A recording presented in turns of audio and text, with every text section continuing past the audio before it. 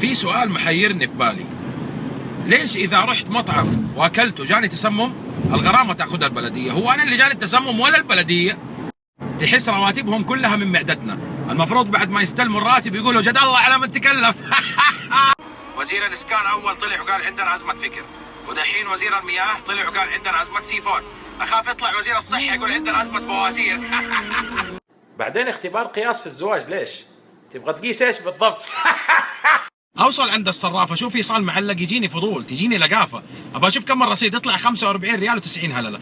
طب شيل الايصال واستحي على رصيدك. في كل العالم تزيد مساحة المخططات السكنية وتقل الصحراء، إلا عندنا وزارة الإسكان بتخفض مساحة المساكن عشان تكبر الصحراء. أحس الربع الخالي بعد فترة حيكبر ويصير النصف الخالي.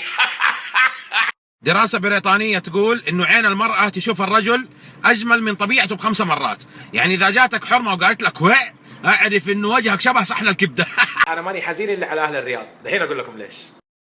لأن أهل الشرقية في الويكند يروحوا البحرين، ودحين أهل الغربية يروحوا مصر، أما مساكين أهل الرياض في الويكند يروحوا القصيم ياكلوا مسحب.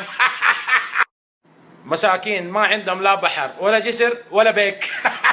يعني مثلا أفضلية السير معروفة للي بداخل الدوار، إلا في جدة الأفضلية للصامل. أما الشباب يا حظهم الوصف ما ياخذ منهم أكثر من 5 ثواني، على طول يقول له شفت البرج اللي قدامك؟ يقول له إيه؟ يقول له يلا. هل معقول مطعم فرايديز يتقفل ومطعم البزرمبيطي حق الرز البخاري شغال؟ يا راجل هناك يغسلوا القدر بكروانه حقت حمام. فصراحة أنا أحس إنه البلدية بتسوقها. الإحصائية الأخيرة لمواليد السعودية مذكور إنه عدد البنات أكثر من عدد الأولاد بكثير، ويجيك واحد يسوي جنس ثالث. غبي أنت، فريقنا ناقص يا حيوان. بعدين الناس اللي زعلانين من ارتفاع سعر البنزين كم هللة، ما سمعتونا صياحكم لما البياعين زادوا الأسعار 100%. باي لا يفوتكم معرض الكتاب اللي في جدة، في واحد عند البوابة يسوي بطاطس كده.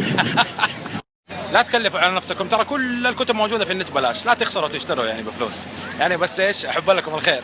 المحل في السعودية الزباين جوة المكان والعمال برا والمحل يروح يصلي.